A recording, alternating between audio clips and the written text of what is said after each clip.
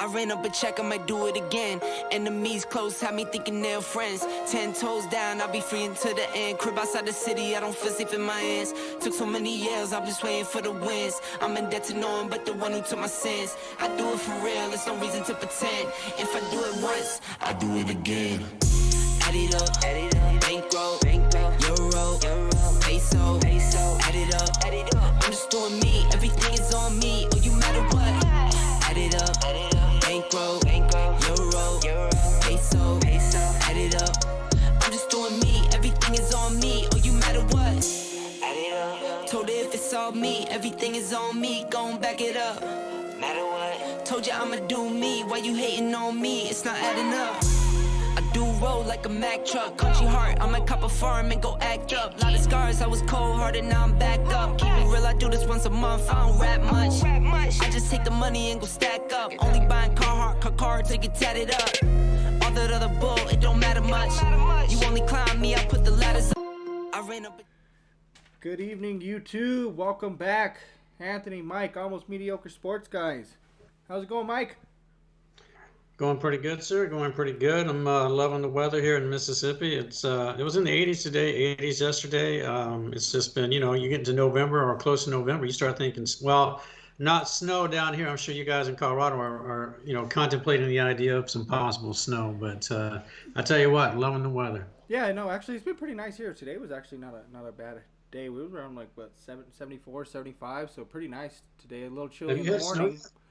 No snow, no snowfall for us. Okay. I mean, we had some obviously in the mountains and stuff, but nothing by us yet. Some rainfall a little here and there, but it's supposed to. I think maybe possibly this week, rain or snow. Maybe like Wednesday or something. I think it said. Any cold weather? Cold, yeah. Like what was it the other day? What was it? What was it? Last Friday, actually, I had a softball game I went and played. We were freezing. Really? Oh, it was cold. Yeah, it was really cold last Friday out there. But even middle of the week, so was it like Wednesday that? or something? Was pretty cold too this week. When you play like that and the weather's cold, does it really make it harder for you to sort of move and to because it's it's like, I'm like awful. I'm like how like they give these analytics of player like these stats about how they play and certain. If I had a cold record, that would be terrible. All my stats would be awful. I'm not a cold. I don't like playing the cold. I don't like to move. And the other part that sucks for me too is I cannot play with layers of, especially not nowadays. Like I see all these guys that play, and some of these guys are wrapped up in all these hoodies and sweats and bundled up, and they're able to play and move and make plays. And I'm like, I got to be able to move. Like so, I can't play even in a hoodie. I might be able to play in sweats at least, but I'm usually my shorts and just a t-shirt. But definitely can't wear a hoodie at all to play softball, and I'm just not that guy to keep moving. So. It kind of sucks for me, but I mean, but yeah, I'm not a cold weather person. I'm sorry. Even though I live in Colorado, but I can't play in the cold weather. Maybe that's why basketball is my favorite sport. We're inside, so I don't have to worry about it as much. Yeah, not to bum you out, but the older you get, the worse it gets. But I know, I already know. I took one off the ankle in the cold, and it still hurts, and that was almost 6 months ago. So, yeah. No, I get it for sure. Well, welcome back, everybody. We're going to get back into this. Obviously, we're going to have our picks later on, but we want to just kind of jump in. First off, talk about that World Series Game 1 last night, ending in a thriller fashion. Obviously, game went 10 innings. Grand Slam walk-off. It is the first ever game-ending Grand Slam in World Series history, Mike. Freddie Freeman came up to the base. Obviously, up was Nestor Cortez. It was first pitch fastball. When he was asked, Freddie Freeman was asked about, what he was looking. He said he was looking at, first pitch, was fastball was like his main pitch he was looking at coming into it. But obviously, this game down to the wire, going into there, bases loaded. Freddie comes up, first pitch, takes it out. It's kind of got that Kurt Gibson feeling, right, Mike? That's kind of what everybody's kind of giving here. I know you were able to see that game. Kind of give us your thoughts about, the game, how it ended here a little bit, and kind of is this maybe beginning to maybe another back in the 70s where the Dodgers and Yankees are playing each other? Is this something we're seeing again? Are we going to see a rivalry of these World Series for more often? Or are we going to see a good series on top of that also? Yeah, I really do. But I mean, I thought, talking to you and your dad off camera during the week and stuff, I think we all agreed that this had a cool throwback feel to it with the Dodgers and Yankees, because it used to be back in the day, and I mean, 70s folks. I think a little bit, maybe in the early 80s, but definitely in the 70s, the Dodgers and Yankees used to seem to just, I mean, it was almost like a given if, they were going to be in the World Series playing against each other. So they Yeah. made for some good matchups. But I mean, obviously, I was a little bit questionable of the Yankees getting there this year, but I thought the Dodgers certainly had a shot. But it was curious, I thought, okay, well, they both made it throwback feel. The Yankees with their hitting, the Dodgers with their pitching. This has the makings of a potential classic, possible 7 games, and still could go that way. But if somebody asked me to pick it, I'm really impressed with what the Dodgers have done with their pitching. I think they're deep. I think that's something I don't believe ultimately the Yankees will be able to counter with. But I still think it could go 7, at least 6. And I think that's going to be still going to make for a good series. You Yeah. got Otani, Yeah. you got Judge. Oh yeah. Yeah. Yeah. So it's still going to be a good series, and you couldn't have asked for a better start to a series. I mean, Oh no, for sure. that's classic baseball right there. I mean, and it was a good pitching matchup. Obviously, Garrett Cole against Jack Flaherty. Cole went six innings, 4 hits, 1 earned run, 4 strikeouts. Flaherty 5 1/3 with 5 hits, 2 earned runs, 1 walk, 6 Ks. So pitching wasn't terrible. I know a lot of people were kind of worried about maybe what this Dodgers pitching rotation would kind of look like going into this. That maybe the Yankees would kind of overpower them, but bullpen came in, looked great, looked fabulous, shut him down out there, and then obviously Freddie looked good. I mean, kind of other notable ones. Gleyber Torres 2 for 5. Chisholm was 2 for 5 with a run. Freeman was 2 for 5, 1 run, 1 home run, 4 RBIs. Otani in this game was 1 for 5.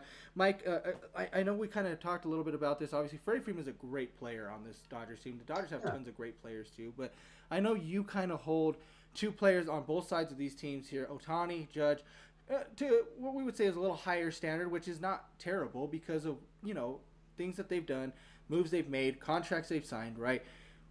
How do you feel that these two have played so far this postseason? And then what did you think maybe about this World Series right now? Otani only going 1 for 5. I mean, is that contributing enough in this, or does he even have to with the team that he's on?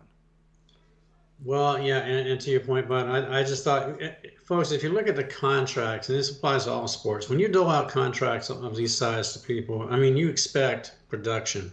And you're not talking about regular season, that's a given, but when it's crunch time, this is when, you know, this is when you're expected to step up. That's what you're here for. I mean, they're paying you for the big moments. And Yeah. Judge, now granted, he stepped up at the back end of the ALCS. I get it. And we'll see what happens with the series, but I'm been massively disappointed in this guy and we go back to last season's postseason, and his numbers were abysmal. And I mean, if you're going to play like you're the leader, you're the face of the Yankees right now. You're the guy. Here's You're the another guy. question. Here's another question for Mike. Are baseball players held to a different standard than maybe we would put basketball or NFL players? I mean, it's possible, but I mean, I go off of my viewpoint and I put them all equal, because the contracts are the contracts. I don't care if you're Aaron Judge. I don't care if you're Otani. I don't care if you're Deshaun or if you're Watson.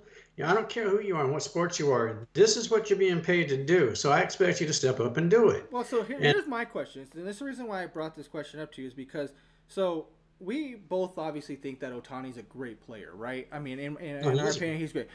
Now, what do you think about a guy like Mike Trout? Mike Trout was obviously the face of the baseball, right? Before stay with me here on this one. I know. Otani moves to a team like the Dodgers. Trout stays with the Angels. Now, he's probably never going to see a ring. Otani has great champs right now to get this ring, obviously with the Dodgers, right? They probably will get him. I have him winning the World Series in 6. I think they'll go 6, 4-2 is what I have it at. But for me, why should Otani get more credit for leaving and doing what he does, right?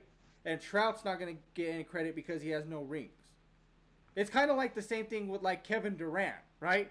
Kevin Durant leaving, but Otani left to go find him on a team that was already stacked as it is, where Trout's still sitting in out there in Anaheim. Yeah, but so Trout. what's the difference between the two? Well, I mean, Trout's not a two-way player, but he's not a pitcher, and that's the biggest part of this is that Otani goes both ways, and he succeeds at both positions. And Did he granted, right now succeed pitching this year? no, but we can't necessarily hold that against him because you and I both know injuries do happen, and we And allow I mean, for Trout's been injured too, but at the same time, No, I know. but Otani didn't pitch one thing this, and look what's hurting this year, is pitching. No, I know. Pitching is hurting them this year. He has to No, be, and that's what I'm saying. We're even, we'll probably get into this a little bit too with the NFL. All these injuries too, people being hurt. 49ers are a big example, right? Purdy doesn't look good when people are injured, right? I mean, so Yeah. For me, it's just like injuries in LA right now. Otani, can't pitch because so we don't even know what kind of pitcher he's going to be with the Dodgers. Plus, we don't know if it's going to take a toll on him. We haven't seen this really since Babe Ruth, I guess, in a way. And we all know what he did. Is he going to put up those same numbers, or does his body not last as long? No. I just don't think I just don't. I love Otani. I'm not sitting here. I'm not trying to shade on the guy at all. But for me, I just want to know, like, because he gets the ring, we're already bumping it? Like, this is the greatest ever? Already? I mean, that's where we're just gonna go with this, because I just can't. All I hear is, it's like there's nobody that's gonna surpass. Like we're already hearing Mahomes is already How is he already past Brady? How is Otani already past some of these great? How is he past a Babe Ruth that's already done this before with the numbers he has? Well, that's because the press, the public, everybody takes a skewed viewpoint of this. Exactly. They're not demanding, but they don't have accountability. Fans, I'm sorry. We've had these discussions over numerous podcasts, and I take a really critical view. Sometimes to your credit, you're a little more lenient, but I can't. It's hard for me to tolerate, the stupidity of today's fan. And I'm sorry, that's what it is. It's an ignorance to what it takes to be great. They don't challenge themselves to challenge their idols, so to speak, to own up to the contracts they're given, the prestige that they're given. It's just go out there and you ball out for 1 or 2 games or whatever it is, or a season. Suddenly you're the greatest thing since peanut butter and jelly, and you're not challenging anybody. And I disagree with that. And no, Otani is not the great. I don't care if he wins the world. They win the World Series this year. I don't care if he went 15 for 15 with 4 home runs, in this World Series. That's great. But I still would not. You would not even convince me for a split second that he's Babe Ruth. Absolutely. I don't care about the 50-50. It's a great accomplishment. He's not Babe Ruth. And Patrick Mahomes, you made this point, bud. You made this point. It's one of the best points that I think could be made. Patrick Mahomes he can ball out and win a 3rd Super Bowl this year. And I'm sure he may go to other ones. But here's the thing. You know what the caveat to all this is? For the rest of his career, what's the one thing he couldn't accomplish? He could not be Brady when it mattered. Absolutely. So there's always going to be that argument. So that was his flaw. But also right now he's not playing great ball. But we're going to get into that. Sorry guys, we got off a little topic here, so we're gonna kind of bring it back here a little bit real quick. Didn't mean to jump off the rails a little bit on the World Series game. But Mike, do you have any predictions on this? Where do you have the series at for you? Did you make any predictions on it? Yeah, I like the Dodgers in 6. Dodgers in 6 also. Okay, so we're on the same page here with this. I mean, after watching that game, I think there's gonna be a lot of momentum for them. We'll see. Game 2 how the Yankees respond in this, but I think it should be a good and exciting series for sure. But we're gonna move on. Like I said, sorry, we didn't mean to put that much on it, but we are gonna move on because we got other things to talk to. Because Mike, I also had brought up to you. We kind of talked a little bit before our show about. Obviously NBA TV, the TNT guys. At night, Chuck and Kenny and Shaq, Ernie, those guys do great on TNT. They put together their top 50 players of all time.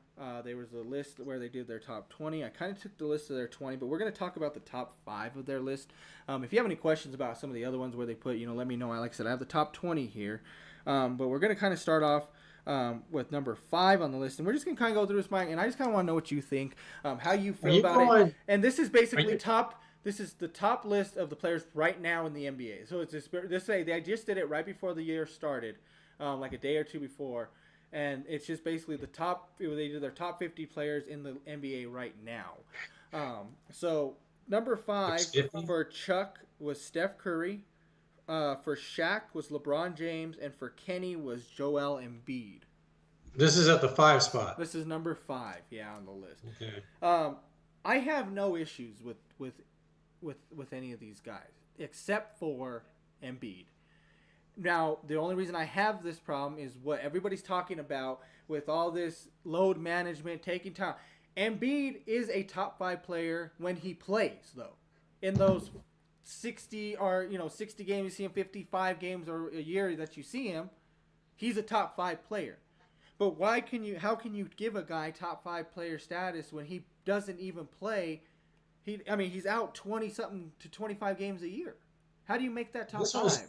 This 5 was Kenny's 5. This was his 5 spot. Well, that was his 5th spot. Yeah, Joel was his number 5. See, that kind of surprises me with Kenny because I consider him to be more. Kenny's list is very surprising for me. Kenny's actually has a very surprising list to me. Shaq is the one who really I was going to question immensely because I just think he comes in with some bizarre ridiculousness half the time anyway. But I kind of get where he's at with that with Curry. The LeBron thing, I'm not going to argue that. I'm kind of surprised that any one of them would put LeBron at 5. I thought you would have him at maybe 2 or 3 just because it's LeBron. But so I'm surprised by that. Let me explain this. So Shaq has LeBron in the top 5 because he has him at 5. Kenny does have him. We'll get to him later, but he does have him in his top 5. But Chuck has LeBron at 11th right now. Yeah, see, and I really respect what Barkley brings to a lot. I don't think Barkley falls into this ridiculous mindset sometimes about athletes and stuff. I think Barkley has a really good perspective on things. Shaq does not. Kenny, like I said, we'll kind of see what the rest of his list plays out to be, but it's a little shaky to start. Yeah. That's actually I like that with LeBron. So yeah, I agree with you. But right now, Embiid to me in the 5 spot, even with any of these guys, is surprising because much like you said, dude doesn't play half the time. Paul George doesn't play half the time. Kawhi Leonard, already not playing because always. This is so. Embiid and George have not played so far. They're 0-2, and they lost to the Raptors, who's apparently everybody thought was going to be one of the worst teams in the league. They just lost to them, so they're 0-2 now.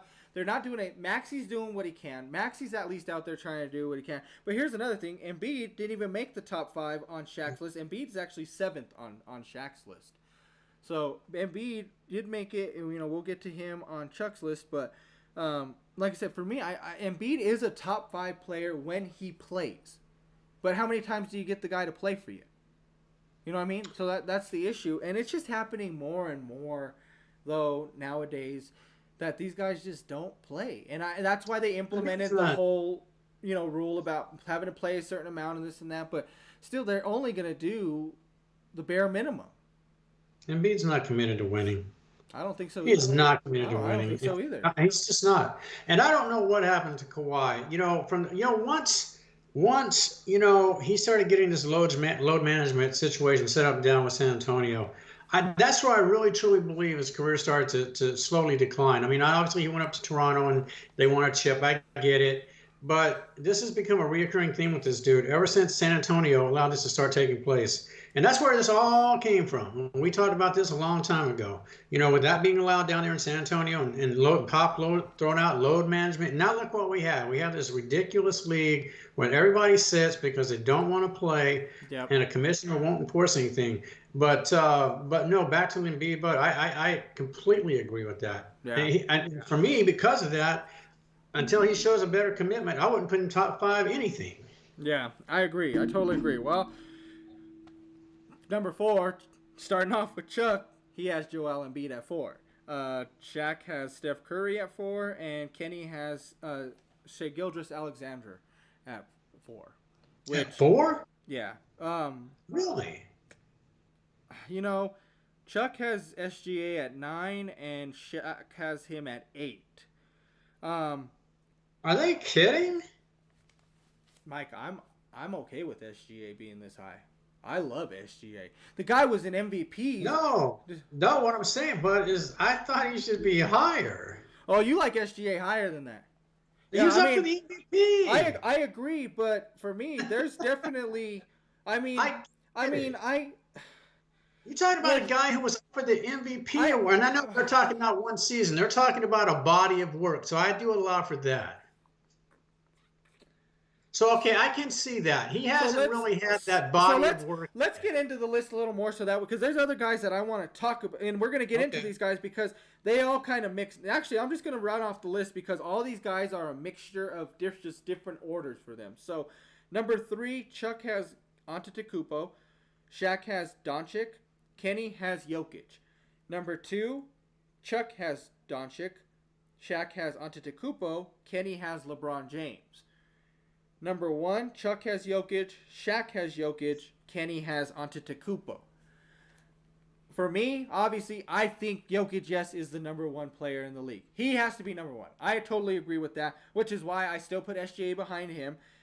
Luka Doncic is a monster. We've already seen what they did. Clay looks like he's fitting in really well with them. I think Jokic and Doncic are the top 2 best players in the game right now. Now, between SGA and Giannis, I would give the nod to SGA only because Giannis, yes, he's a winner. He has been a champion, but he hasn't shown that champion spirit recently. Getting Yeah. Dame, and they did what they did last year, that doesn't make sense to me. Getting Dame Lillard should have just made you guys stronger, and it didn't. SGA and that Thunder's team is getting way better. And I hate to say it because I just did say Jokic is better, but we're talking about just players only. We're not talking about team. Yes, the Thunder did just beat up on the Nuggets for week 1. But still, Jokic is still the better player. Jokic still had a triple-double. Tonight, he just dropped 41 points tonight, I believe, in a loss to the Clippers. So the Nuggets are 0-2, which is terrible. I get that. Thunder look good, obviously. But SGA, if we're talking about just players, Jokic is the best player in the league. I don't care what anybody says. But I think Doncic is number 2. But Mike, I'm going to kind of let you go, too. I kind of ranted a little bit here on SGA. But so where do you think SGA needs to be then? I don't know. First of all, with LeBron still being in that high on anybody's list, I can't understand this. That to me, I'm sorry, and I'm not gonna blow us out of proportion, folks, because we talked about this. Bud knows, I don't dig on this dude.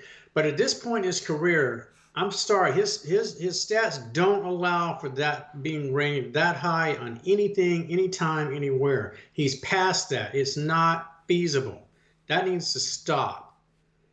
I like my thing about it is I agree with you. Joker and Doncic are 1 and 2. Yeah, I I just agree. I mean to me Giannis would be up there. I just haven't seen that. There's no reason they should have at least been in the finals or at least Eastern Conference Finals, right? As with getting Dame. Absolutely. I don't know if I agree with you on a lot of that, but I know the team is an old team. They were an old team last year. And we know that coaching's been an issue with these guys.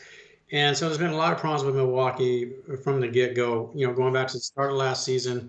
A lot of things to deal with that just, didn't make sense the way that the organization was handling it. So I allow for that. I agree with you, though. Giannis is a guy who's obviously every year he's up for the MVP award. He's that talented, and we both agree with that.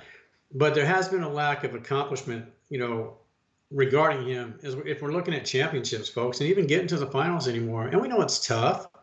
It's tough to get to the finals, but that team, that talent, and you're bringing in, certain individuals to help with this, and that's what you wind up doing. That is a big disappointment. That's a failed season. So like Anthony's talking about, those are if you're looking at that type of criteria, that's where these guys come up short. Doncic. Look at this. I mean, the Mavericks go to the finals last year. Now they're going to have a chance to go back. They got Clay. Clay's off to a good start. The Mavericks look solid. Don't know if they'll make it back. It's tough to get back, but it's hard to deny that they shouldn't be, right there at the end, at least trying to get there.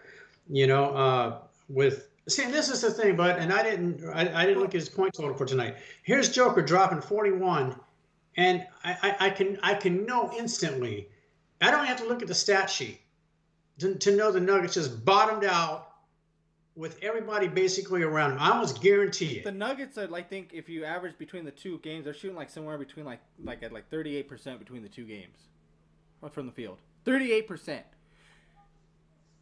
the loss of Bruce Brown. I've told you guys this. I've said it before. I've said it on here. I've said it off camera. I said the loss of Bruce Brown and KCP this year is now showing the decline of these Nuggets. And last Jokic year. knows that this team is a streaky shooting team. They don't have anybody that can shoot. Jamal's probably your best shooter. Don't give me this MPJ stuff. I don't care what you guys want to say about MPJ, that he's going to be this guy. He has not been this guy. He's never been this guy. Injury or not, he is not the next KD that they told him he was going to be.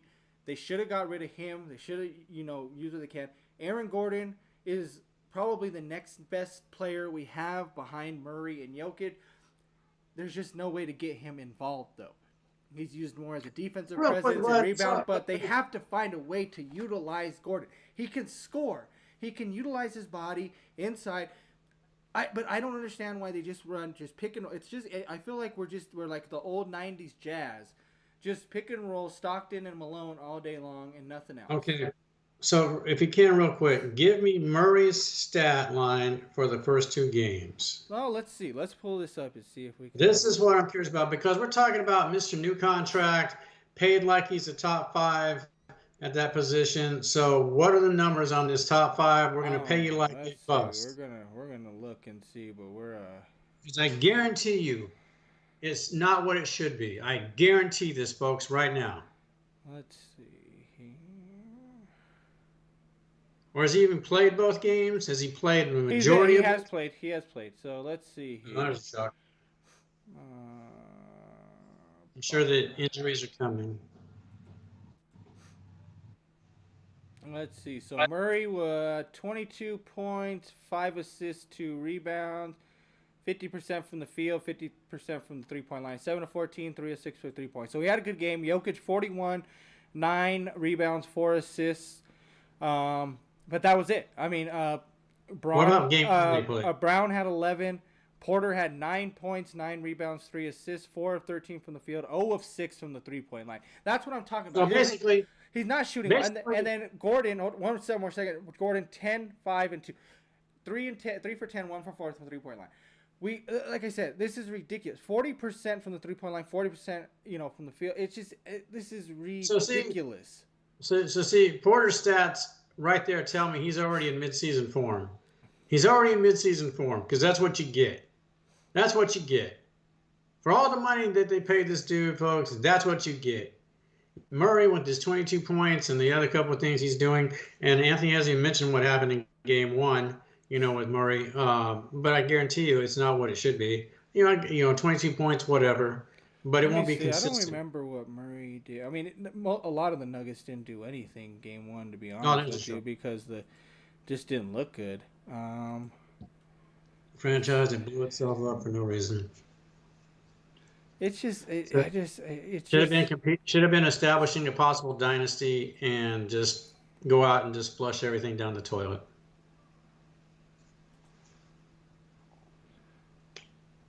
So against Oklahoma City, Murray was 12 points, 6 rebounds, 4 assists, 4 of 13 from the field, 2 of 5 from the three-point line. Okay, so he's basically in midseason form too. So that's about right. So there you go, folks. The Nuggets, 2 games in, your star players, some of them already in midseason failure. They just had no bench point. I mean, it's a rough start for the Nuggets, for sure. Yeah. But I mean. But again, back to your point, bud. with the list. I mean, well, and here's but the bottom line is the 2 top players. That's who you have as the top 2 players. That's who should be there because they are the 2 best players. And here's the thing: I agree; those 2 are top. But also, is there any? Do you think there's any kind of disrespect to both Jason Tatum and Jaylen Brown for not being mentioned in maybe even a top 5 list? Should either one of those 2 be in there? Yeah, and I do agree with that. And I'm starting to wonder, Bud, because if we talked about the Olympic snub, by not letting, I mean, you're not letting get in the game. I mean, you're not letting one of these guys get into the game. This is insane. And look what he did at the beginning of the year. He destroyed the Knicks. Tatum destroyed the Knicks in game 1. Well, you said this. They're like 38-11. You said this right at the end of the Olympics. You said, watch, this dude is going to come out next season, and he's going to put it to some people because he got snubbed. Absolutely. Steve Kerr, I'm sorry, that's you damaged your reputation with that snub. I mean, Chuck had Tatum at 7, Brown at 6. Shaq had Tatum 11 and Brown 10, and Kenny had Brown 8, Tatum 7. But I mean, Well, I think and I guess you can remove Embiid out of this list for not being able to play and put a person in like a Tatum or a Brown, and I'm gonna be okay with that.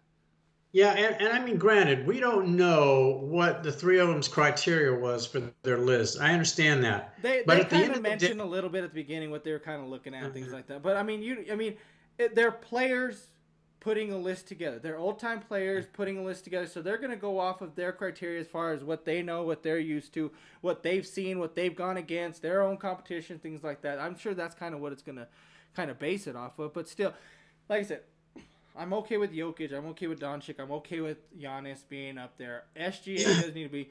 It's kind of that last spot where I don't care. You can give it to Steph. You can give it to LeBron, Tatum, Brown. I mean, there's a huge list, but if Jokic and Doncic are not your 1 and 2, I really it's hard to believe. I mean, unless you're willing to put like SGA, I mean, I'm okay with that too. But I'm okay. I mean, it's not a terrible list, obviously, but we'll see. We'll see. The season's already gotten kicked off here. A little bit. We're already kind of in a couple of weeks in, so we'll keep an eye and see how these guys end up. Obviously, like we just said, Nuggets 0-2, Lakers have started off 2-0. LeBron was on this list. Lakers have kind of looked good to start the season off. First game of the season, and then this last game, I think they just played? Who did they just play? is this the Lakers? Yeah. I don't know, but I'm hearing that Reddick is. Oh, that's right. They beat the Suns. The Suns. I'm hearing that Reddick is this coaching genius because he's been able to issue aside the 3-point onslaught. Yeah. And I'm sorry.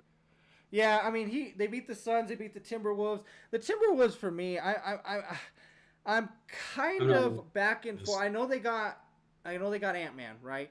Yeah. But they lost Cat. I think that's a huge loss to Minnesota. I'm not a huge Randall fan. I don't think he's been that guy. He was great in LA when he played with the Lakers, but then that move to New York, I think it was just kind of a big move for him. He never really panned out great in there, which is why they kind of moved him here to Minnesota now. But Cat had a great game against Boston. I didn't get to see what he did, if they played again or not, but I thought he looked good. He had a rough beginning, but he kind of started to fill in a little bit. But losing him, I think, is really rough. I wouldn't be surprised if there's still some moves in Minnesota that might be made. But in the end, the Suns win was actually pretty good, I think. But the Suns have so many problems that I just don't think that the KD, Bradley Beal, Devin Booker thing is going to work there. I mean, none of them are pure point guards. Everybody kind of wants the ball. It's just kind of like a free for all for them. And if none of them get hot, there's nobody else to kind of bring them back, which is so there's a lot of teams that were at the top that are kind of on the Suns and the Nuggets. I think are two of the teams that are kind of up there possibly this year at that, where they look really good on paper, right? They could be really good. They got great players. You're looking at Jokic. You're looking at KD. Man, they can still do it, but at the same time, it's like you need more. You do need more help. And you didn't do anything to address those problems in the offseason if you're Denver, and that's part of what I'll look at. And so, I mean, again, and last thing I'll say on that, and Anthony and I will talk about these things throughout the season, folks. But obviously, it's still football season is what's ongoing. But I mean, Celtics, it's theirs to lose as far as dominating the Eastern Conference if they stay healthy. I mean, they're the team you go through. The West is a little bit more wide open, with the Mavericks and obviously the Nuggets and things like that. We'll see what happens with Golden State and everything. Sacramento's always, sort of in question. San Antonio could be a team that makes the playoffs this year if they continue to progress, so we'll see how that plays out. But a lot of good stories coming forth with that. And Bud and I'll be on top of that and watching and talking about it, folks. But we'll see what happens. Definitely. Well, we're going to take a quick break, guys. When we come back, it'll be our picks of the week.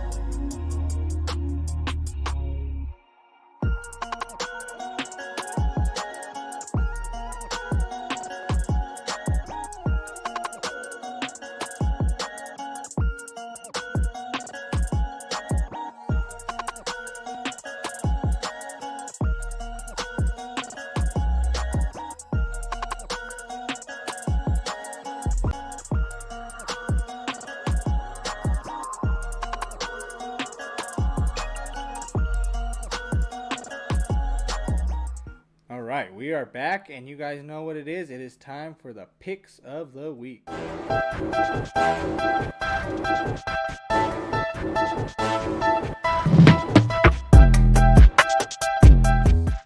You know what? I did take Minnesota. It's funny. So I'm doing my picks in a league like we do. We all get in a CBS league and do it. But I totally spaced out the Thursday night game this week, and I did not pick it on there. I didn't pick it on the list, unfortunately. And it's kind of funny. So I was talking about it because I was thinking about the game. I totally just forgot about it. I think we had like a school thing going on for my daughter, Okay. but I was like thinking about it, and I was like, man, you know what? I know. There's been talks about Cooper leaving LA, and he's coming back. Puka's there. Yeah, could it happen? I'm like, I don't know. But I was like, in my head, I'm like, I'm still going Minnesota. You know, they've been. You know, I know they lost. There's that big old curse about the whole after playing Detroit and whatever that. I don't know if you heard about that, but like, what was it? It's like every team after playing Detroit. Detroit, you lose. Yeah, it's something like that. It's like playing Detroit after or something like that. I can't remember what it was. If I find it, I'll figure it out. But I was gonna take Minnesota. I probably would have picked Minnesota in this game, but obviously Matthew Stafford balled out in the second half against that Minnesota. Hey, we talked about this. Yeah, we talked about this at the start of the season. That if the Rams were healthy, watch out because they could be dangerous. The defense was a little suspect, like you mentioned, with Donald being gone. But I'll tell you what, bud, I give the Rams credit, folks, because even with their guys missing, they got like a emergency ward of injuries, and they've had them for a while now. But I'll tell you what, McVay has got this team balling, trying, competing, and now with guys coming back, you're 3-4. Watch out. Watch out for the Rams. They're in the hunt now with that division. The division's terrible right now. Niners fallen to the Chiefs last week. Obviously, the injuries have really just kicked into San Francisco right now. Ayuk is gone for the season now. Debo still out. Christian, we don't know what's going on with that. So, I mean, that's just another step for them to do. Seattle's been back and forth, right? But Geno obviously leading the league, I believe, in yards this year. He's throwing the heck out of the ball. I don't know if that has to do with just being down at certain times or if they're really just airing it out in Seattle. But Seattle's not a terrible team. Arizona seems to be somewhat trying to figure it out every once in a while. But so I don't know about what's going to happen in the West. But the Rams are definitely a scary team, right? We've seen that against a team. Obviously, the defense seems to be getting a little bit worse as they go. As the season's gone with Minnesota, but they're still a top-tier defense, I think. I mean, you're talking about a guy in Matthew Stafford, very smart quarterback as far as the IQs there. Obviously, he's not smart with the arm strength is the way I'm going to put it. I don't think Matthew Stafford's not – I wouldn't say he doesn't have the IQ because he does. He's a very smart quarterback. He's a gunslinger. He gets a little gun happy. He's just like even an Elway, right? Elway or a Favre. They're smart. They just always felt like their arm was just strong enough to get that throw in. So he's a smart guy. He'll figure it out. And he kind of put it to Minnesota. Minnesota's dropped 2 now, Mike. I mean, what does this say now? Is Minnesota on a downfall? Is this just kind of a bump in the road this year right now? Because Darnold didn't look terrible, right? Yeah, I told you about it. I wasn't fully convinced with Minnesota a couple weeks ago, and I'm still not. I mean, they're a good football team. They're a good offensive team. We thought they were a little bit better defensively, and you give the Rams credit. I mean, they know how to score points, so it's tough to go into to that stadium and try to get a win with the Rams. But Minnesota's still a little bit suspect. But I mean, they're going to be there. They'll be in the hunt. I mean, that's still the strongest division in football. But the divisional games are coming up, so it's going to get real interesting here real quick. So we'll start to get some answers about all 4 of those teams here. I think Detroit's going to show. I still believe that they're the cream of the divisional crop, and Green Bay's right there too. But Detroit's still a team to beat. But we'll see. There's 4 good football teams there. For sure. Well, let's get straight into this, guys. Picks of the week. First game on the list here, we got Eagles at the Bengals. Cincinnati is a 2.5-point favorite in this one, Mike. Mike, I'm not on this Cincinnati thing anymore. I told you this. I think we were talking about it, or I might have said it in a text. I'm like, is Cincinnati for really? Are they really this bad? I mean, I don't understand what's going on. I understand the defense is bad, but I still don't get this whole You got your weapons back. Why are they not doing as well? I have the Eagles winning this game. I'm gonna go ahead and just throw it out there. I think the Eagles look a little bit better. I like the way Saquon's running. I don't think they're gonna stop Saquon in this game. I mean, Saquon's coming off a huge game. You know, the revenge tour against the Giants, tremendous game. I said I thought he would have a great game last week too. He had 170 something yards. Yeah, 176. I think he was, if I'm not mistaken, I think in that game he was like 13 yards shy of getting his most in a game. And Sirianni asked him if he wanted to. He said, "No, let the young guys eat." I heard about that. So I love that. I think that's great. That's why I love Saquon. I'm a huge Saquon fan. I wish he hasn't played for two teams I like, the Giants and the Eagles. But I love the guy. He's a great team player. He's strong running back. He's shown that. I mean, at first it was like he's an injury-prone running back. I think we could start saying he's not, right? He's shown that he can be an all-round back for everybody. But I like the Eagles in this game, unfortunately. I'm just not a fan of these Bengals no more. I'm not doing it anymore. I'm not riding off of just because they have Joe Burrow anymore. I can't do it. Yeah. This game's in Cincinnati? It's in Cincinnati, yep. I don't know, but there's a little bit of something there with Cincinnati. I mean, that I believe, you know, if the game were in Philly, obviously road games are always tougher. And Philadelphia still, I feel like something's missing. We talked about this, you know, with Hurts and everything. I know he's getting his receivers back now, and obviously Saquon is there. The defense for Cincinnati is still really suspect. I don't know what happens with Cincinnati and their offensive line. They seem incapable of getting anything in free agency or in the draft that can be competent within their offensive line. It's almost mind-boggling to me, and I feel bad for Joe because his career is going to be shortened, I think, because of all the sacks this dude has to take. But you know, sometimes, like I told you, with certain games, you get feels like I did with Arizona and the Rams last week, or I should say the Chargers. Something tells me Cincinnati's going to find a way just to sneak this one out. You said 3.5? 2.5. 2.5. Yeah, I could see if this does play out, and I agree with you, but Philadelphia could win this game. I am going to take Cincinnati with the home, and I think they just cover with maybe a field goal. But it could easily go Philadelphia's way. Yeah, we'll sure. For sure. I mean, that game's a little interesting. We'll see what it could be a huge game for Cincinnati. Maybe try to make their way back in and go 4-4, but we'll see what Cincinnati team shows up this week. But next game we have on the list is Baltimore at Cleveland. Baltimore 8.5 point favorite on this one. Yeah, and crap. They better cover that. No, remind me the quarterback for Cleveland this week. It's Jameis Winston, I believe. Thank you. Yeah, Winston. Yeah, doesn't matter. Obviously, people that don't know, Deshaun obviously season-ending injury, so he is out. So Jameis Winston is taking over this week as the Browns quarterback. Obviously, Mike is torn about Watson not playing. I know that for a fact, right, Mike? You're just upset that your favorite quarterback is I will say this. Now, I don't like the guy, Mr. Massage Table. I'll never care for this dude. I don't wish anybody an injury, but. And I heard he got, you know, they were cheering when they carried him off the field, and I'm like, I heard that. I heard that too. I heard that the fans were not too. You know, I mean, they were not too nice about it. Yeah. Yeah, I mean, let's not do that. But here's the thing, though. What did you say the spread was? 8.5. You know, I really do believe Baltimore is going to cover, and I mean, Baltimore is really literally, if this team stays healthy, this is a wrecking crew of a football team that's starting to develop. I'm not sure Kansas City can derail this at this point. We'll see what happens. This has almost the makings of a slight trap to me with the spread. Obviously, I think Baltimore wins, but you know how you get these games that you just go in and they're just going to go and they're going to smoke them. It's just going to be a joke. Well, I tell you what, I'm going to take Baltimore to win this. But surprisingly, folks, I just think for some reason maybe Cleveland stays just under the spread. Now, they probably will. I'm absolutely with you. I know I'm with you, Mike, because I'm always the guy.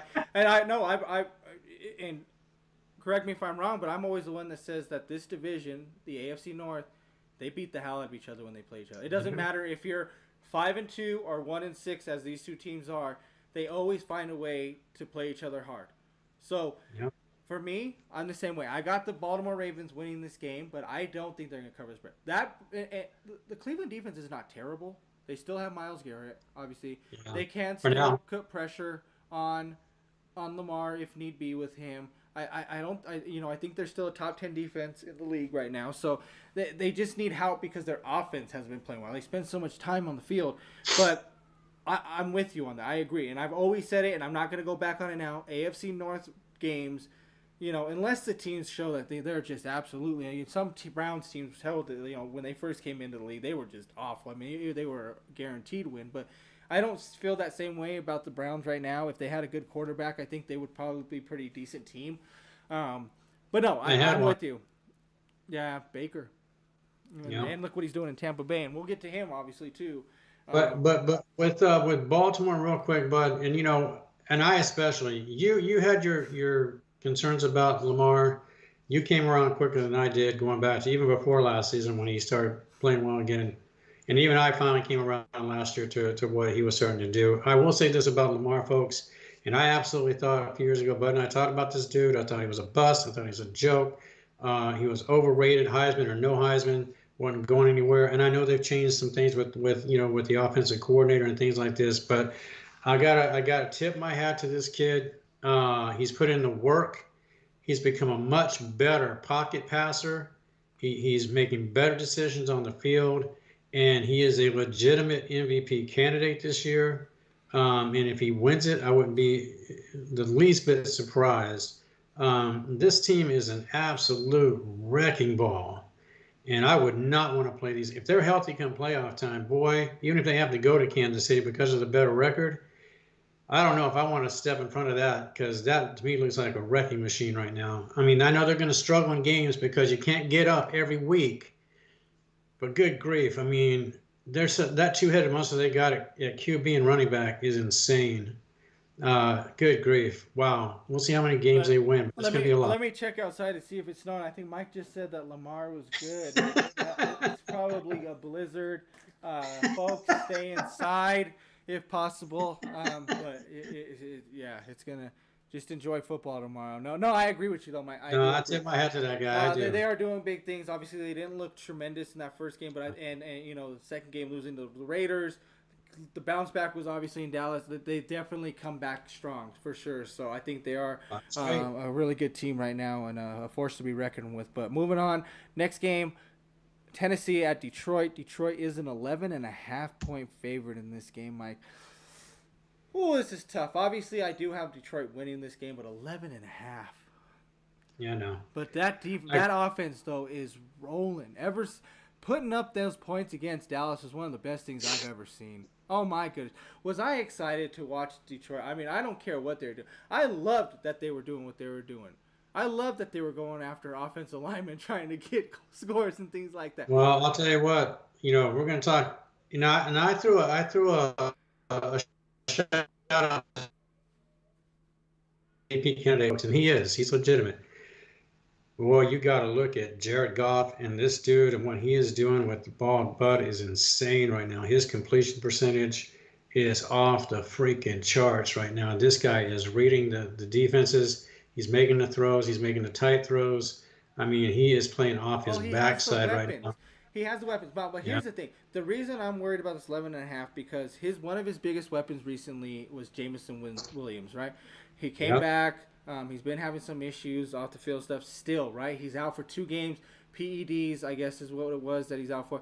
How does that affect Goff in this game? Now, maybe it doesn't at all, right? And I'm not a huge fan of this Tennessee defense. I'm not a fan of this team at all. Levis, I'm sorry, you guys. I mean, it's time for them to start looking for a quarterback in Tennessee right now. Rudolph and Levis are not going to be your answers. Obviously, you're just going to have to deal with it this year and figure out, what your options are. But I think losing Williams is going to, Jameson Williams, that's huge. I think that's huge for them. It's a big loss. I don't think it obviously alters them losing this game at all. But, I mean, like you said, being on target and stuff, he's got so many options with Amon-Ra St. Brown, with, Laporta. James is another one. Tim Patrick's even been showing up a little bit on some big plays for them. And then not only that, you have Gibbs and Montgomery in the backfield too that are playmakers also. So great offensive team. That defense just needs to step up a little more, which they have. They're 5-1 for a reason, but they sometimes they can give up that big play though. You know what's sad is Tennessee was actually worse at the QB position overall last week than they were with Levis. They actually statistically they were worse. If you're worse than having Levis out there, then I guess ultimately, maybe you just sort of give up on the season and start planning for a draft pick. But I didn't think that was possible. You're not, because I've seen. You're not gonna like this, Mike, because I know you kind of not necessarily hated on him, but didn't think he's the answer. But what is and granted, I get it. Henry's gone away, so I understand this too. But what does it say about Tannehill? What does that say about Tannehill as a quarterback? If he's taking this Tennessee team, he beat Lamar. Tannehill beat Lamar in the playoffs. Yeah, I mean, if you look at what they had, again, I agree with you. But Tannehill was obviously better than what they had left over. That's proven itself out now. As a matter of fact, I don't know why you don't just reach out to him and see if he'd want to come back and play for you, since he's familiar with your system. Why should he come back and play for him, though? You guys just gave him the stiff, and you put this guy out here, Levis, who's thrown away 4 of your games probably by throwing picks. No, I know. Well, and Rudolph's not much better. I mean, I get it. The whole team is just. This team could easily be a 3. They could easily have 3 wins right now. I agree with you. But again, we still don't know. Tannehill did benefit from having Henry back there, as all teams would. And I agree. I'm not but Lamar's even benefiting from Derrick Henry right now. Exactly. So I mean, and Tannehill would still be the better option, regardless. I agree. Henry. But the team itself. I thought personally they made a mistake when they changed the coaching position. I actually thought that was a mistake. There's another game we're going to get into, and this is why I'm bringing up guys like Tannehill. There's another game we're going to get into when I'm bringing them up. Why I'm bringing them, because I don't think some of these quarterbacks get enough credit, only because I think when quarterbacks we get lost in the fact that, are they winning all the time? Are they getting Super Bowl rings? Are they going here, going there? We don't realize sometimes how important our quarterbacks are to a team, which we're going to go right into this next game, which is why I'm going to hold on, but real quick. So real quick, folks, I'm sorry, because I got ahead of myself too. But real quick, I agree with Anthony. Detroit's going to win the game. That spread concerns me. I think it's a setup game. It wouldn't surprise me if the Titans stay under the spread. So I'm going to go Detroit to win, Titans to keep the spread. Mike. Sorry, I didn't throw that out there. I am going Detroit, like I said, to win. But, I'm going to take them to cover the spread. I will. I'm going to go with the cover. Okay. I will. I'll go with it. But this next game, we got the Cardinals at Dolphins. Tua is coming back, right? Is he back? Is he playing? I'm just saying he's coming back possibly this year, right? He's coming in. This is a guy that I'm talking about that makes a difference for a team. Yeah. The Dolphins, when you start the season, everybody's talking about playoff predictions. You see all these other shows. Everybody's making it. You're talking with your buddies. You're talking to your friends about all this. Miami's up there, right? Everybody has Miami in talks, whether they're second place in the AFC East or first place possibly. Maybe they can overthrow, Buffalo this year, or they at least have them playoffs or close, right? Once Tua's done, that team drops. Yeah. They drop and plummet quickly to being a terrible team. This shows exactly how important Tua is to the team, which is why I wish Tua would. It sucks because you don't want him to go back out because of the injury, right? You want him to be you want him to play it safe. It's your life, man. Just keep living. But at the same time, it's like, man, I know you got it in your vein, you got it in your blood. You want to go out there and take a team, but this team needs him. That's the sad part. Is Miami needs to all the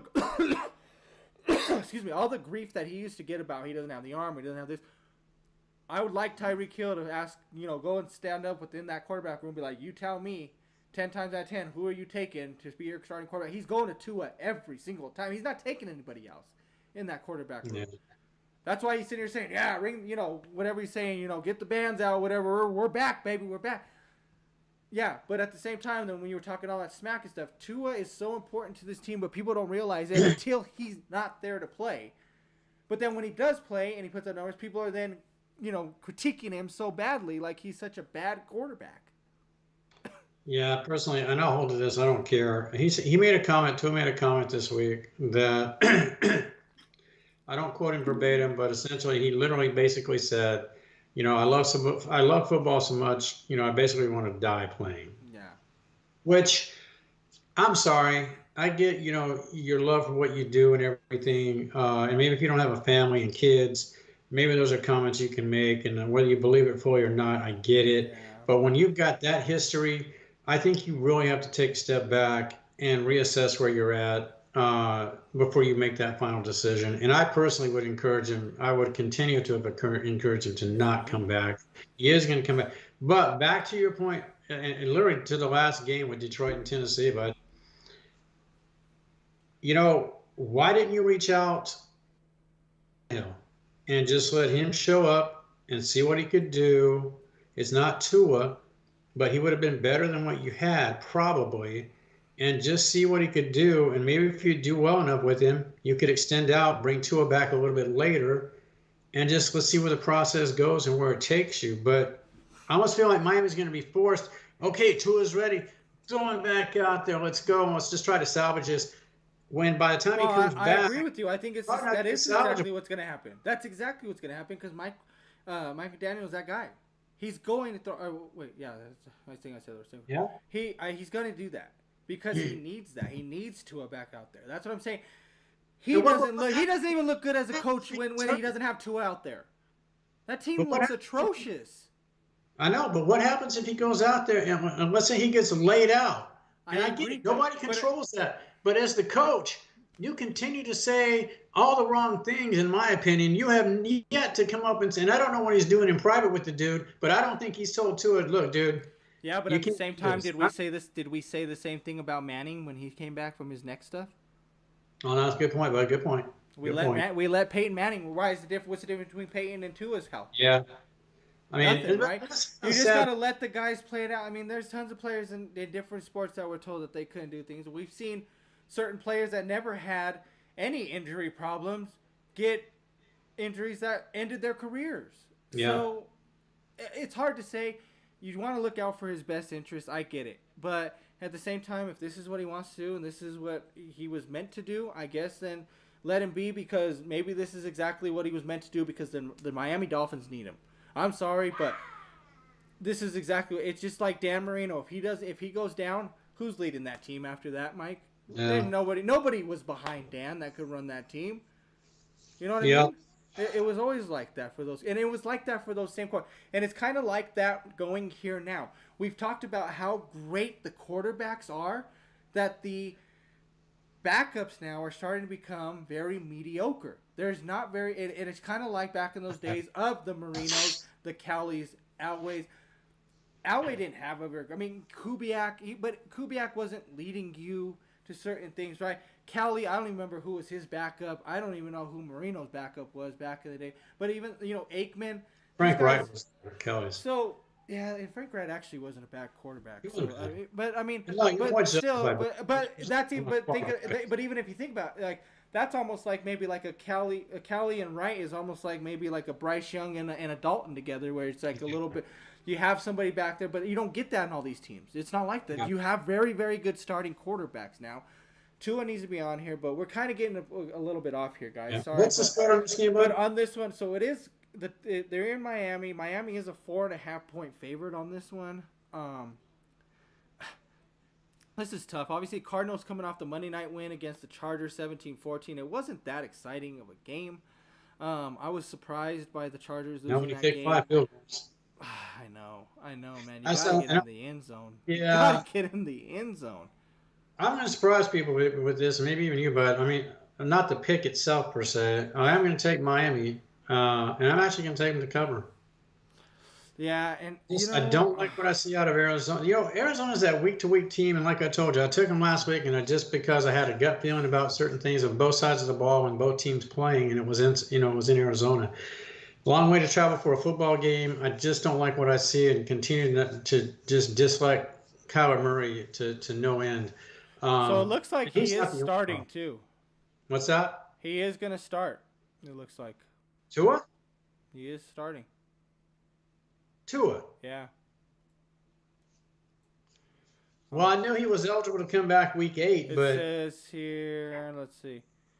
I don't know about this. Dolphins hoping Tua Tagovailoa's return will help spark offense against the Cardinals. Hmm.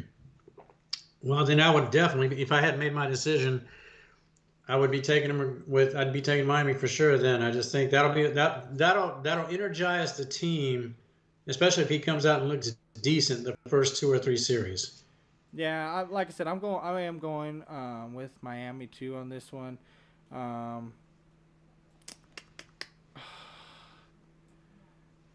I don't know about the spread. 4.5. Oh, I definitely like it now too.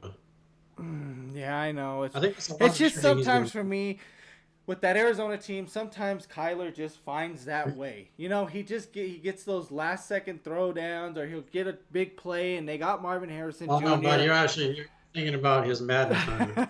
So I am gonna go with Miami, and I will take them to cover on this one too. I will Okay. take them. Next game, AFC East matchup. We got Jets at New England. The Jets are a 7-point favorite on this one, Mike. Is that a little high for them? Yes. You're not sold on this team, Um, are you? Huh? They even getting Adams now. I know that we haven't talked about this. Devontae now moving over into New York. Well, we talked a little bit that was about a it because garbage we performance. talked a little bit about and I'm sorry, I referenced them wrong because I told everybody they're going to be the New York Packers if they lost that game, which they did.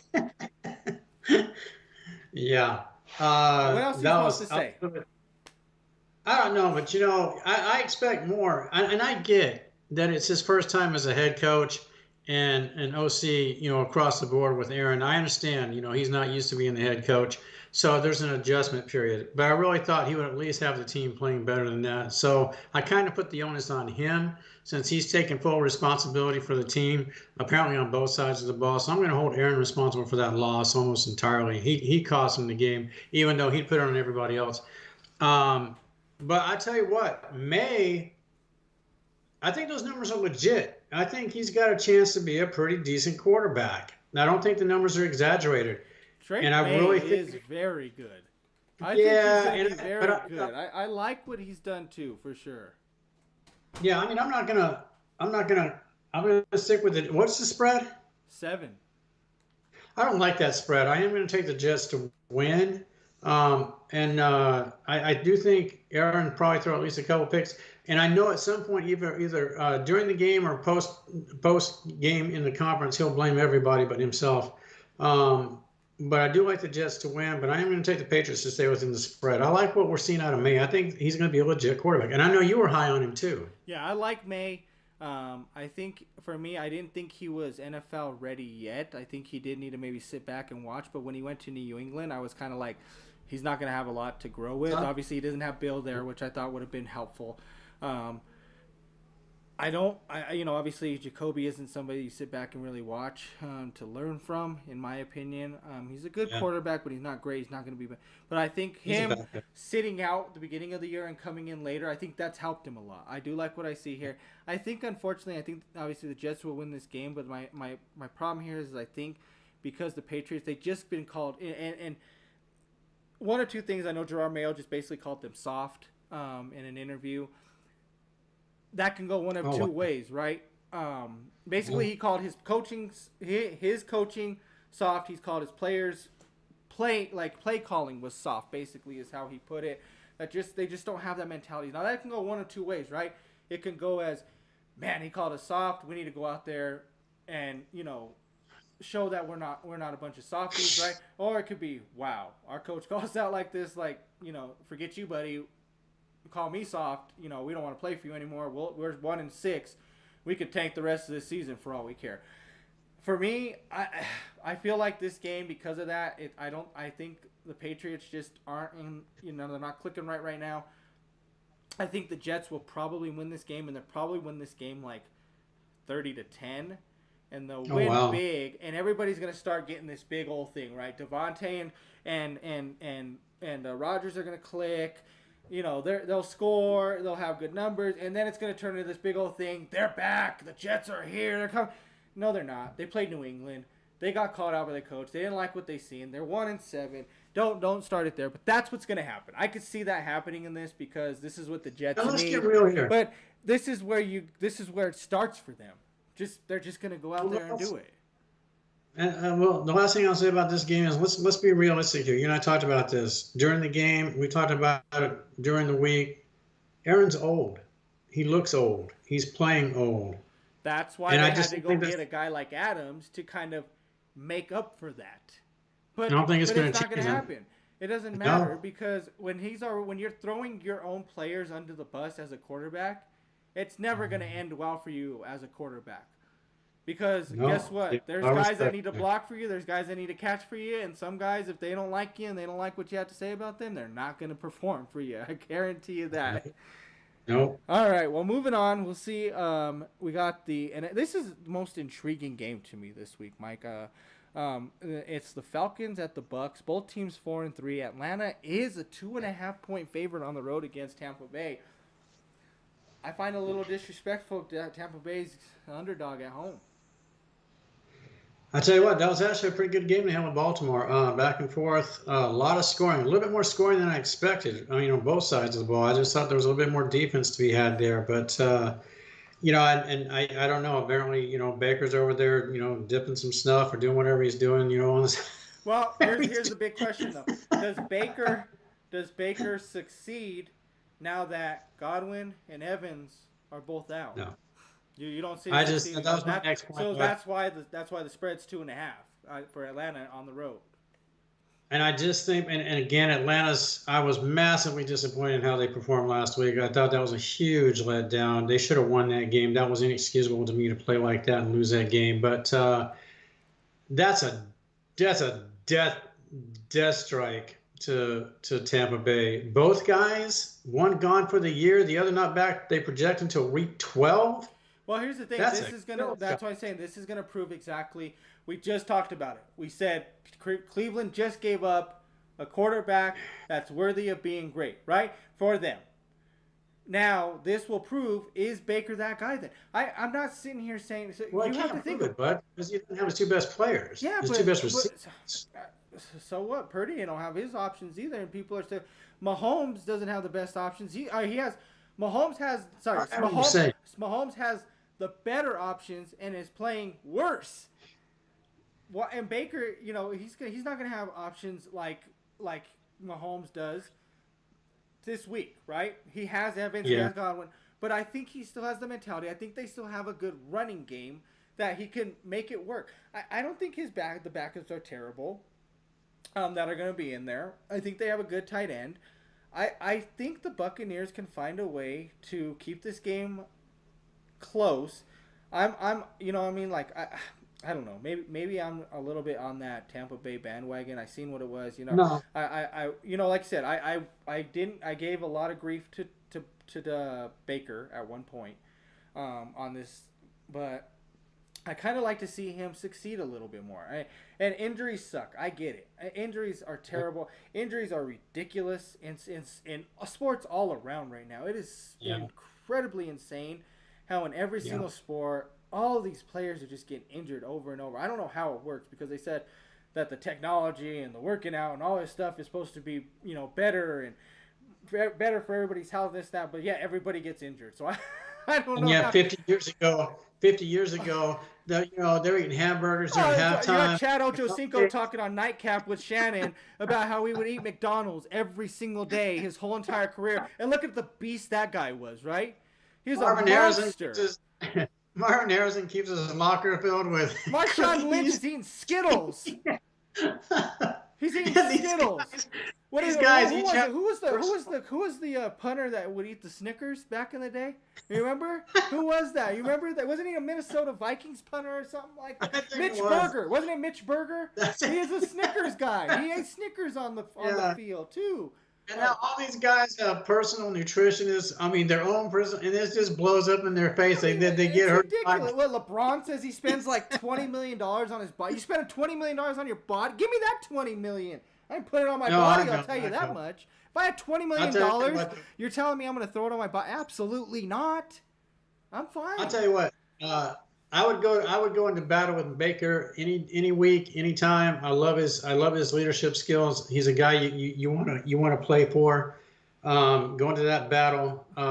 But the injuries with the receivers, I think, is just it's a killer. I agree. And I think this is I think this week, I can see Atlanta obviously winning. I'm going to take them win. I think because of the injuries and stuff like that, maybe they just find a way to make a cover on the spread. So I'm going to go Atlanta on both ends. Yeah, I mean, for me, I did pick Atlanta to win the game, but I am rooting for Tampa Bay. I'm hoping Baker proves me Yeah, wrong. I would love for him yeah, to just prove me wrong and go ahead and go in there, win this game. But the Falcons, obviously, they got good weapons too on that other side, right? Kirk, with Kirk, they got Bijan, London, Pitts still out there.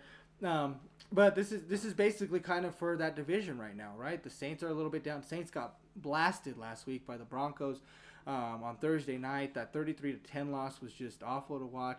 Obviously, I think they're hurt. That's another guy, right?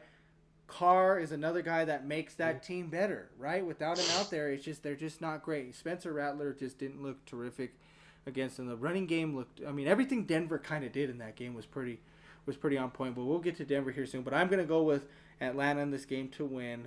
Obviously, it only has to do with those injuries. Obviously, Evans and Godwin out there. Absolutely, I think the Buccaneers win this at home, but with those two weapons gone, it does hurt. But like I said, I hope Baker can prove me wrong in this game. The last thing I'll say about that is I hope because of the injuries, it doesn't cost Tampa a playoff spot, but it potentially Absolutely. could. Yeah, for sure. Next game we have on the list, Packers at Jags. Green Bay is a 4-point favorite on the road. I tell you what, Green Bay seems to be slowly rounding into form. I know Love is still having a couple issues. The game with Houston, a little bit back and forth. I mean, give and take there. Went down to the wire. Two good ball clubs, but Green Bay seems to be they got that mentality. Finding ways to win. That's what you need if you're going to take it the whole way. Detroit's shown that. I can't put anything into the fact that Jacksonville won that game last week. I'm sorry. There's no consistency there. I don't care what they do, what they did. Yeah. You'd have to prove it to me. I don't see, them beating Green Bay. I just don't. And I could actually see Green Bay covering on the spread, and I think they will. I really do. Yeah. I think Jacksonville needs. I still think Jacksonville needs an overhaul. If nothing else, at the end of the season, I think there's going to be a lot of movements made in Jacksonville after this season's over. They did not plan for this at all. This is one of those teams that everybody kind of thought at this point in the year the record would be flip flopped, right? Not 2-5, it'd be 5-2, which would make this probably probably a better game on the list, right? Should be a better game because of that. But because of the fact of how bad their defense is, Lawrence just doesn't seem to be getting that offense moving. The run game it's been okay. Bigsby looks to be kind of running it a little bit more than Etienne. I know Etienne I think was a little bit banged up too, but at the same time, the Packers are just a better ball club right now too. They got to keep fighting in that North right now. Obviously, Minnesota losing helps them a lot, so they got to keep up. Obviously, Detroit has a pretty easy game with Tennessee, as we would think this week, so they got to try to win that. If somehow Tennessee finds a way to beat them, right, and the Lions go down, Packers go win this game. I mean, they're in first, right? That's how quickly things can swing to think that Minnesota could possibly be in third place when it's all said and done after this loss by the end of Sunday, and they were just in the first of the division. That's just how scary this North division is right now. So I'm going Packers. I got them covering on this one too. And just real quick, just as a little caveat to what you were talking about with that division, but just remember in the back of your minds, folks, three teams could potentially come out of that division as playoff teams. That's pretty impressive. For sure. Let's keep that in the back of your mind. Definitely. Next on the list, we got Colts at Texans. Another kind of interesting game for me. Colts 4-3, Texans 5-2. Houston is a 5-point favorite on this one. Yeah, and I'm struggling with Richardson, but I know he played better on the back end of that game last week, but he struggled bad. I'll tell you what, if I just need a quarterback to just give me a ball and just say, hey, I got a guy that can just run straight down the field, can you just throw it to him and let him catch it? I'll put Richardson back there, but any other thing that you give that guy, that guy just loads it up. He could have. He could throw for 350 yards, but on like 2 throws. I can't give the exact numbers, folks, but and I meant to send this to you, but I wish I had. It talked about Stroud, and there's some big, significant differences and his production on the road and at home. I mean, it's He had significant. 85 yards last week Yeah, going in. it's significant, bud. That was I mean, Um, that's terrible. I mean, that yeah, was probably that has and to be his worst game of his career last week. well, but you also made a good point a couple of weeks ago, I believe. This was off camera, folks. But Anthony was talking about the fact that, yes, because Anthony is still, looks at Stroud. I mean, he loves him. He thinks he's great. We both do. But Anthony also put out there, in our talks to, watch for that sophomore slump, you know, uh, and there's a significant difference in what he does on the road and at home, folks. Again, this game at home, the Colts, it's a divisional game. I get it. But I think, Houston's going to be looking for a bounce back. I expect a better performance out of Stroud. It's at home. Something's missing with the Colts. Richardson's not completely helping with this. And I just think that favors Houston all the way. I like him to win and cover in this game, bud. Yeah, this one's tough. On this one, I was just kind of looking up. Yeah, he had 86 yards last week. Yeah, this is tough because, like you said, I still don't think we got that Anthony Richardson. I don't know if this is really who Not he yet. is. If he's just trying to be that big play guy, but at the same time, it's Mhm. like in this league, it is a passing league, but it's not a deep passing league. You're not gonna get this. It's like you brought up, Mike. This isn't Madden, right? With the Kyler Murray. It's not throw the deep pass. You're going to get it every single time, and you're going to throw it down there. This is the NFL. These guys just you got to mix it up. You got to mix up some running. You got a great running back in Jonathan Taylor, but you also have other great weapons. It doesn't need to be a throw down deep to Pierce. They have Michael Pittman. Like I said, they have Taylor. Pierce is another good weapon for them. It's just I don't know if just Richardson's just not reading it. If he just wants to make the big play. But I am going to go Houston on this. I think Stroud's back at home. He's coming off of a bad loss against Green Bay. They can't really afford to lose this game at all. So they got to keep above and, keep high in the division. Hopefully, this kind of may be one of those games to kind of see if they're going to maybe even run away with the division a little bit. Because obviously Tennessee's down. Jacksonville is gone. So the Colts are the only team kind of fighting for them. So if they kind of win this game big, it might just be somewhere Houston can kind of coast their way through the division to winning that. But yeah, go ahead and give me Texans. I 5. I hate that 5 number screws me up when it comes to divisional games. That is tough. Yeah. It's just that Cleveland Baltimore thing for me. I always feel like that number is too high when it comes to division games. But I'm gonna go ahead and give me the Texans. Give me the Texans. Yeah, and the last thing I'll say about this game, folks, is, and back to our points with Richardson, but is, and kind of to your point, we haven't seen potentially what he has to offer yet because unfortunately he can't stay healthy long enough to get any consistency started.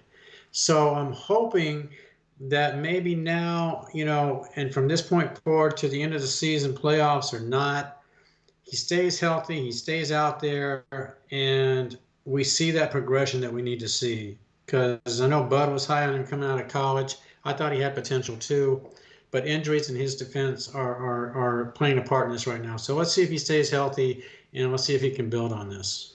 Definitely. Well, next game we have on here is the Saints at the Chargers. Both teams coming off losses. Like we talked about, Saints, bad loss Thursday night to the Broncos. Chargers losing a Monday night loss to the Cardinals. Chargers are a 7-point favorite here on the Saints at home, Mike. This is a rough I don't. Yeah, the Saints are done. This team's quit. They quit. We talked about this last week, right before we got into everything else. I watched a Saints team quit against Denver. I mean, absolutely just quit. And when that happens, you're pretty much saying you're just basically that's what you can expect for the most part going forward, and that's unfortunate. Eventually Harbaugh's team, you can't win every game running the ball. I understand what you've got at running back, but eventually you're going to hit Well, roadblocks. they're definitely going to win this game running the ball because I don't see New Orleans stopping. I mean, Denver ran the ball pretty well against them, and that's not even a running team like this Chargers team is that Harbaugh's put together. So I expect a heavy run-dosed game here. They're going to run all over them. I don't know about it. I don't know if I like that 7 though. I am taking the Chargers to win, but I'm not gonna get them to cover. I'm not taking them to cover. I don't like what I seen last week against the Cardinals. For me to tell me that you're gonna beat the Saints by 7, and you lost. You only put up 50. You only kicked field goals last week, and you expect me to tell me you're gonna win by 7?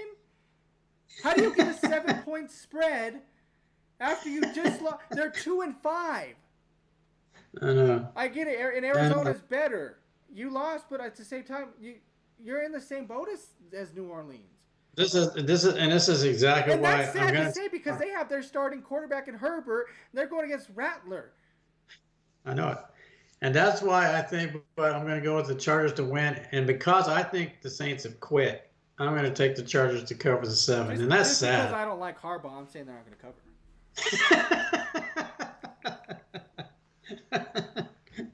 I mean, that's how bad it is. Is the Saints? I think they've just quit, and so I take the Chargers to cover and win the game. Well, yeah, we'll go past that game now.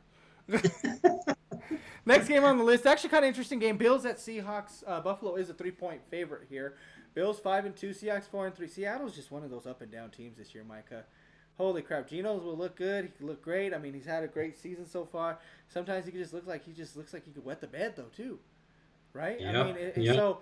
This game's kind of interesting. This game's very, very interesting to me. Man, I kind of like that spread. I kind of like that game ending in 3 in a way.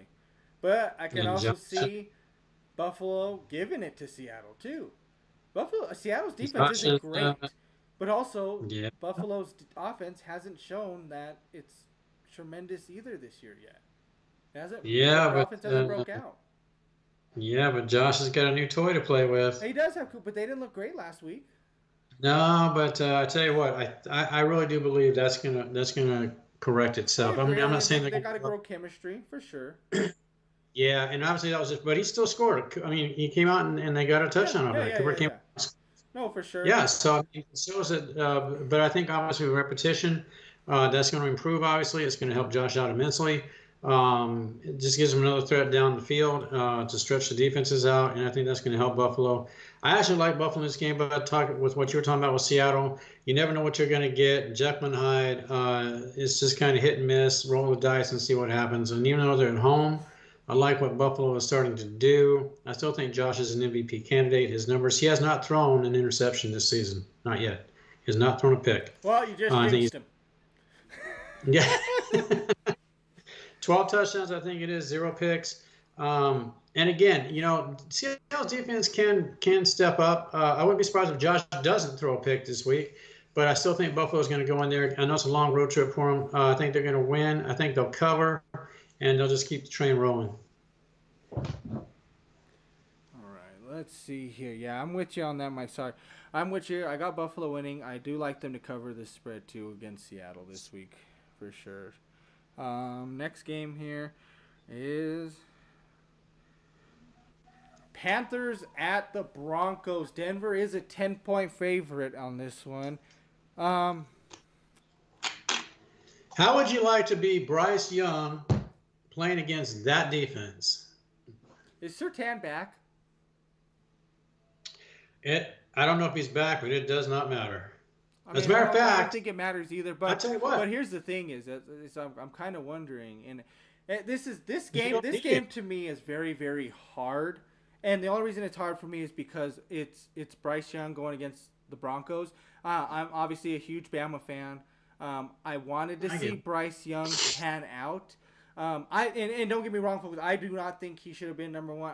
I totally have always said Stroud was the better quarterback. He should have been. I've always been on Stroud's side. But, I thought Bryce could have made something happen. It's just being in Carolina was a tough situation for him. I think he needed to go somewhere else that would be helpful for him. So I feel bad for him. But Mike's absolutely right here, folks. Him going up against this defense, this is a defense that nobody thought Denver was going to have this year. Obviously, Denver is kind of showing signs of becoming a better ball club each and every week.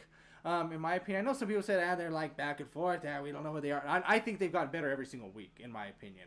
And showing what they did to New Orleans, it's been a while since Bronco fans have been able to see a beatdown like that from the Broncos. So it's nice to see. They probably may see another one. That 10 favorite. after what they did in New Orleans, is not difficult to see against a team like Carolina, because we thought at one point New Orleans was a team looking to be a playoff team, run away with the division, right? This and that. Carolina was talked to being the worst team in the division. Denver's coming off a huge win like that. This is another big win that they can get against Carolina. Give me Denver. Give me the spread. Let's go ahead and take care of business this week, guys, and go to 5-3. Keep moving up in that division there too. Yeah, as a matter of fact, I'm like I was saying, but I wouldn't even put Surtain out there.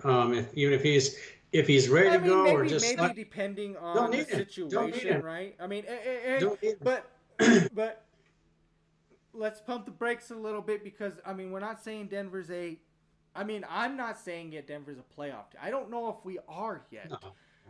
There's a lot to be done yet. Sometimes games like this with teams where they think they're a little bit better, it's what you call, like you've said it before, Mike, a trap game. Is this a trap game for Denver?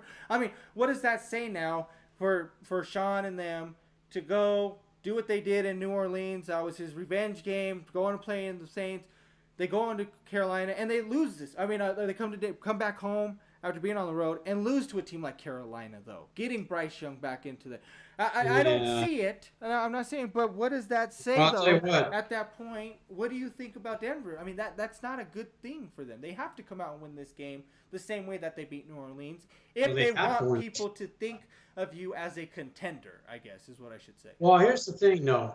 You win this game tomorrow, you beat Carolina, and even if you blow Carolina out, I'm telling you right now, it's not that you're going to convince anybody that you're this great ball club. Bo Nix is still a work in progress. He shows improvement, but there's still a lot of things that he needs to work on. But we'll see what he does. But here's the thing with Denver, folks, is, and like I said, I would keep Surtain out. I just don't believe it's going to matter in this game, even if they win it. But the bigger thing for Denver is you need this win to get to 5-3, because guess what's on the horizon? You got Kansas City and Baltimore back to back. You need this game because potentially you could wind up 5-5, 2 weeks from now. Absolutely. So you need this game, like you said. But to lose this game, and to go to 4-4 with Kansas City and Baltimore next, that's devastating. Yes, absolutely. That would be devastating. They essentially have to win this game. Yeah. Because we don't know what's going to happen. We know what is projected to happen with Baltimore and Kansas City. They're going to be 5-5. We'll see what happens. And the next game we got right here, Mike, leading right into that, is Chiefs at the Raiders this week. Chiefs 6-0, obviously, on what seems to be poor playing of Mahomes, but they're still finding ways to win this game, right? Raiders 2-5 just haven't looked great still under Pierce. I think a lot of people were thinking that they would be a little bit better by now, but obviously the quarterback situation is not good in Vegas. Losing Adams now doesn't help them one bit. Crosby's been in talks of getting lead too, so the Raiders are on a fall. But the last time the Chiefs did lose was to the Raiders. On Christmas, I think, of last year is the last time that the Chiefs had lost a game. So, and it was to the Raiders. So I don't think it makes any difference. The Chiefs are a 9.5-point favorite. I don't like anything that's going on in Vegas. I think this game's going to be not even close. I think, unfortunately, because we haven't seen Mahomes have great games, I think this is going to be that turning point game where you'll see vintage Mahomes of he'll probably throw for 275 and 3 touchdowns, no interceptions, and he'll be out of the game, before the fourth quarter, or they're up by, 15 or 20 against the Raiders, and they're just going to coast to this win, and they'll cover the spread. I just don't see the Raiders having anything that's going to slow this team down right now. Yeah, I agree with you, bud. I do like Kansas City to win, Kansas City to cover. But my other 2 points, real quick, we're not getting to this at links, but real quick, I really believe, Crosby should at some point look to trade out or see if they would be willing to do that, because his talent's being wasted now in Vegas. I think he needs to make that move to Detroit. They lost Aiden Hutchinson for the year. They need another pass rusher. Why not try to make that move to Detroit? Detroit needs to make that move. They need to see what their defense is like. They need to get somebody. And we're not going to get into this, but Bud brought this up this week off camera, and I agree with him. For whatever reason, as far as the MVP race goes right now, literally, Patrick Mahomes is currently the odds-on favorite to win this thing. And we're not going to get into a long, lengthy discussion about this, but folks, and Anthony will agree with me, This absolutely, if that is the truth, that makes absolutely zero sense. There's no way to justify based on what Bud just said with Mahomes struggling and every week is a pick here or a pick there and low yardage totals, and yet you're telling me and you're telling Anthony that this guy is the odds-on favorite right now to win the MVP. I don't That's absolutely insane. I don't remember what year it was off the top of my head, but it was probably maybe like 2012, maybe 14, somewhere around there. I don't remember. This was a time when Breeze was with the Saints. They're about 6-8, almost towards the. I think that's what they were at end of season, whatever, and almost towards the end. But Breeze was having outstanding numbers, but he wasn't in the talks for MVP at the time. And I remember talking to some people about how is Drew Brees not considered MVP. The word MVP stands for most valuable player. It's as a player by itself. It doesn't say MVP for most valuable team. It's player. Who's the most valuable player in the league as far as what they do? 6-8, that's fine. I get it. They're not winning, but with his numbers, it doesn't seem that he's pulling them out. I mean, the guy throws 5,000 yards in his career. I mean, he threw for 80,000 yards in his career. Him and Brady are the only ones that have done that. So all these stats he put up, he's doing it well. He didn't always have a great defense in New Orleans. That's why they lost sometimes. Dan Fouts is still in the Hall of Fame, but he never had a great defense. That's why he never won. He was putting up 38 points, giving up 40. That's not his fault. Same thing with Breeze in New Orleans at one point. Just didn't have the defense. So, for me, we're looking at this backwards. We're giving Mahomes a pass on how bad he's doing just because they're undefeated and the only undefeated team in the league right now. And he's Patrick Mahomes. That's the only pass we're giving him for this. I don't get it. That makes no sense to me. The only reason they're winning is because they're a team. The defense is playing well. They're coming together as a whole. He has not looked good this year at all. So, and to your point, Bud, so let's say that continues to play out for the rest of the season, regardless of whether Kansas City goes 15-2, 14-3, but Patrick shows average stats when you've got Goff over here balling out, you got the other guys balling out, but you're going to win, and he wins the MVP, then you tarnish it. Yep. Oh, yeah. So we'll see, folks, but right now I don't understand that, but we'll see how it plays out. I agree. Well, next game here, this game probably would have been one of the biggest headline games of the afternoon had Jaden Daniels not got injured, right? I'm not too sure if he's playing. I think he's game time decision. I don't know if they made the move to Mariota. If he is, obviously the game is Bears-Commanders. Bears are a 3-point favorite, but like I said, don't know for sure if Jaden's playing this game. If not, Mariota is going to be the starter, so it would be Daniels against Caleb, which would have been a huge matchup here. But is this a bigger game for Washington, or is this a bigger game for Chicago? Well, here's how I would approach it, Bud. And I tell you right now, and we don't know the extent of Jaden's injury to the ribs or rib, but at this point in the season, you're almost at the halfway point. You're in good shape. You're right there at the top of the division. I think, let's get real here. Mariota went out, and I get it. They're playing against Carolina, but he's not a bad backup. He's serviceable. He's going to struggle against Chicago if he does play. We know this. But why not just give Jaden the extra week, let him see where he's at. Okay, maybe you take a hit in the loss column, but you get him back. You know what you got. It's not a divisional game, so let's just play it out, and we'll just refocus, and re-gear up for what's ahead. And if Chicago wins, great. If you sneak one out with Mariota, even better. Yeah. But right now, let's kind of see where's that. Don't put him out there for the marquee matchup. You're potentially. What if he goes out there and he takes a hit, and now you've got a bigger problem? Oh, I agree. I totally agree with you. I mean, this isn't a Mahomes-Allen matchup. Right? This isn't a Burrow-Mahomes matchup where they've been playing for years. This is their first years in the league. You hold off on that if he's not 100%. If he's 100%, you can see it. He's showing. He's moving. He can, change directions the way he was. His arm strength. Fine. Throw him out there. Go at it, because here's the way I see this game. If Jaden's out here, Washington wins the game. But because of the fact that it looks like Mariota's going to be there, I'm going with Chicago. I am not Yeah. going with Chicago to cover. I have the weird feeling this game's going to be kind of like a weird, something weird's going to happen where like somebody's going to miss like an extra point. Like the game's going to end like 21-20 or something. Like a missed extra point, and then somebody's going to score again, and Yeah. something weird to that effect. It's going to be like a 1 point game, but I think the Bears win. Only because Jaden's not there. I told you, I've been telling everybody.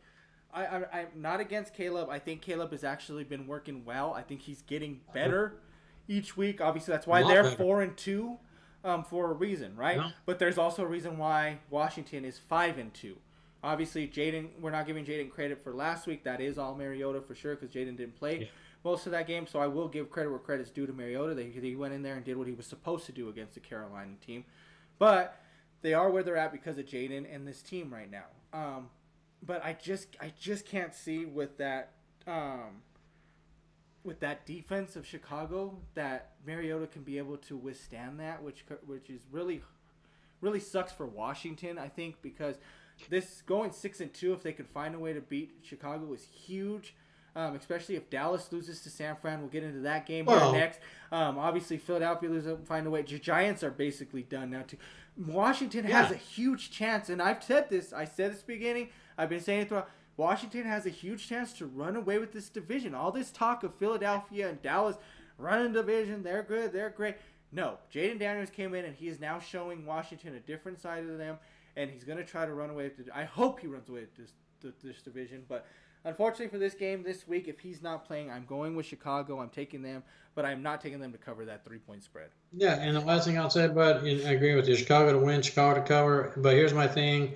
I'm sacrificing Jaden right now against Chicago, let him heal, and then I've got Jaden for the 2 Eagle games and the 2 Cowboy games, and let's just ride. Absolutely. Well, we just talked about Dallas here. Going into the Sunday night game, we got the Cowboys at 49ers. Big game, 3-3 Cowboys, 3-4 Niners. Niners 5-point favorite. Mike, this game's tough. I mean, this would be game of the week most of the time that you'd be seeing. I mean, it probably is game of the week for most people that think about it with the fan base, but neither one of these teams look great right now. No, it's an absolute what you would not expect to be looking at, like you just mentioned with the other game. I mean, you got 2 teams. This would have been a marquee matchup. I mean, playoff matchup, that type of thing. It's national television. Everybody's stoked. But obviously, that's not where we're at. Injuries and just poor performance are part of the problems here. But the Niners have the Cowboys number. The Cowboys, I'm sorry, they're a mess. They're a mess. And I just think, the Niners are struggling too, but they've got the Cowboys number. I'm taking the Niners to win. I believe in Purdy. He's solid. Get Debo back out there over the pneumonia, another weapon. And I like them to cover. Dallas is on the decline. You've mentioned this. They're done, bud. No, I'm with you. I'm with you on it. I'm going San Fran only because I like the running game. The running game's better. That's what they're going to have to do a lot of. Like you said, they got Debo back, but at the same time, I feel like he has Debo, but Dak does have CD anyway, so it kind of evens each other out in the passing game at that point. So I like. But they have no game. What's that? Cowboys have 0 running game. Oh, that's exactly why. That's what I'm saying. I love the running game compared. I mean, it's night and day difference between the running game, so that's why I like San Francisco in this. But yeah, neither one of these teams are looking great. I mean, Purdy without his weapons doesn't look pretty at all. That's for sure. Both these teams are on a decline. But when you're picking the game, I'm going to go San Fran. I'm not taking them to cover either. I think this is going to be a close game between the two, just because it is going to be. I mean, Dallas has been taking too many licks right now, so I think they need to finally give themselves some pushback. They need to fight back to a team. And this is the team that they need to, a team that's kind of on the same boat that they're in. Injuries, not having the right personnel, or just, they're just not playing good ball right now when they should be. But I am going 49ers, but I'm not taking them to cover. Yeah. All right. And then last game, Monday night game, Giants at the Steelers. Man, Steelers 6-point favorite. Russ didn't look bad in his debut there, Mike. Yeah, he surprised me. I think we both agree. Let's put the brakes on the Russell Wilson comeback train. It was a good performance against a Jet team that's not, they're not stepping up and meeting what was expected of them. But the Giants, just are the Giants, and Daniels on national television is a joke. I mean, his record is absolutely. Was he 1-14 now on nationally televised games? I mean, it's bad, and it's not going to against that So defense. you It's don't not going you to don't improve. you don't think Russ can lead this team to an AFC championship? No, Really? I don't. Well, okay. Let me pause for a That second. Now, defense I is want to pretty good, see. and I Russ want looked like to he was on see. point. Now, granted, don't I get me want to see wrong. more. He had some throws that were a little bit sus too. I mean, he was missing Yeah, some wide receivers throwing low. I'm just but missing. that's for not being But out he there. Not. settled in. But it was early in the game. Then he settled in. He looked to be great. So I don't know, Mike. This is a real. I mean, we seen Peyton not have Yeah. great numbers Yeah. and win a Super Bowl, right? He's Russ has a great defense, but he also has a good offense. I mean, they got a good running game. He looked like he was Yeah. feeling the once he started getting I'll, chemistry, but I don't see why I'll, they couldn't be AFC Championship though. I'm not saying no, Super Bowl, but AFC yeah. Championship game. To your point, I'll correct myself. I'll say I need to see more. If he shows this consistently, then I would probably say yeah.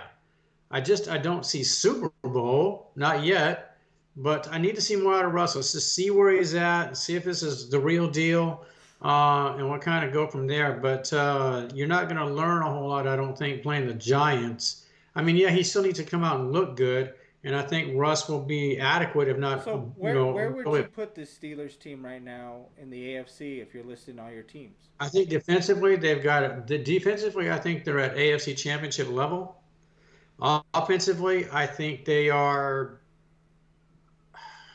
maybe at a divisional round But so ability. you're listing them as what, like top 5 team in the AFC right now?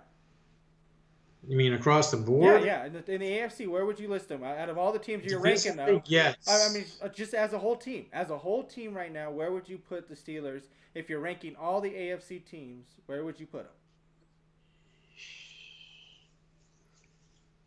Yeah, I guess you might have to, and I say in part because I mean the What are AFC they? They itself is top 5 behind what? Kansas City, Baltimore, and Buffalo.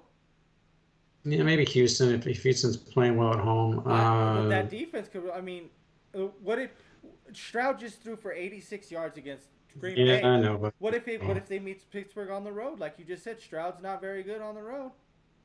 What if they have to go to Well, Pittsburgh? yeah, and to your point, I always look at the Tomlin factor, and I still think Tomlin might be the best Now, coach in football. But here's the go ahead. reason why I would put them top 5 easily, or put them at that 4, maybe 3 spot, is because here's the thing: if Russ does not pan out, guess what? Yeah, Fields has done it this year already. So they just say, yeah. park it, Russ.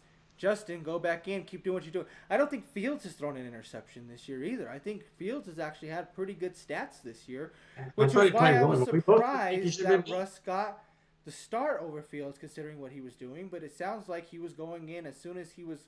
It was known that no matter once he got healthy, he was going in because that's what it seemed like. There didn't seem like there was any controversy between it, unless it's in house that nobody knows about, which Tomlin's pretty good about making sure that doesn't really get leaked because he's a very good coach with that. He tries to keep everything inside and try not to leak a lot of stuff. But I didn't feel like there was a lot of tension there or somebody was mad about it. So, like I said, I think they're top tier because if Russ doesn't pan out, you put Justin back in there then, and he had chemistry with the team too. So I think the Steelers are somebody that teams should start to look out for. I think they should be a top 5 team in the AFC right now that you're looking after. Yeah, if they somehow could get a divisional game at home, and then obviously they'd be looking at one game either. I mean, I don't think they're going to have the best record. But they could. But regardless, if they got a divisional game at home and then they obviously advance to the AFC Championship game and they're playing well with few injuries, with Tomlin as your head coach, you could go on the road and you could sneak out a win with that defense. Yeah. And if Russ is playing competently or Justin, Yeah. I could see it. It's going to be interesting to see. Well, I I'm love going Tomlin. Pittsburgh to win, and I'm going with them Yeah, to cover win and too. cover. I agree with you, bud. Yeah, win and cover. I agree with you. Yeah, for sure. Well, we'll look into it. We'll see, guys. I mean, another week down. Should be some more exciting games this week, for sure. A lot of big games going on. Some big games that everybody thought were going to be big probably at this point in the season, like we talked about, like the Niners and the Cowboys. But should have a lot of good matchups this week for sure, guys. So, but once again, we appreciate you guys tuning in. We're kind of getting here towards the end of the show here. We kind of opened up with some baseball, some basketball. Kind of, we're gonna try to hopefully get into a few more things. I know we'll talk about maybe the World Series a little bit more once we get into next week. Kind of see where we're at sitting with that. We're talking a little bit more about some basketball, but obviously we're sticking with the football. That's the big thing going on right now, folks. But please let us know again in the chat what you guys got your picks for this week, what you're kind of looking for, any teams that you're rooting for, or your players you're looking at, fantasy questions. Even we'll take fantasy questions too, guys. I mean, we're not the best, but Mike and I have done fantasy football, even basketball. I'm in a fantasy basketball league myself. So if you guys have fantasy questions too, let us know. We're into that too. I mean, we haven't done a league together in a while, but my dad started one way back in the 90s. Mike was with them for years on years on years doing it. I took over for a little bit. I'm running our league that we do now. So if you guys ever have fantasy questions too, let us know with that. We'll try to give you to the best of our abilities what we know also. So, but like I said, let us know about any teams, any other things you guys want to talk about. But once again, we appreciate you guys tuning in. Another great week for us, Mike. Anything else from you though? No, again, I always like to just echo what Anthony talks about, folks. It's just anything you can think of. I mean, obviously, it doesn't always have to be football. I mean, the baseball's winding down, basketball's heating up, college is getting started. There's always a lot of enthusiasm for the college game. College football is winding down now. We're getting closer to this year. Yeah, college football is winding down. We're getting closer to those playoff teams, so that's going to be exciting. Down the road, Anthony and I will be talking about that too, because that's going to be fun. You got the expanded format this year with the 12 teams, so there'll be a lot to talk about there. But as always, I can't end an episode without acknowledging the gentleman next to me, without his insight, without his ability, without just the magician work he does behind the camera. What you see, what you hear. Not done without this gentleman's contributions. He is just at the top of his game each and every week, and I can't thank him enough. So I always tip my hat to Mr. Anthony Alvarez for all he does. I appreciate it. Like I said, guys, something we love doing for you guys. It's so much fun that we can get on here each and every week when we can. But we enjoy doing this, guys, for sure. This is something that we've talked about before that we love doing.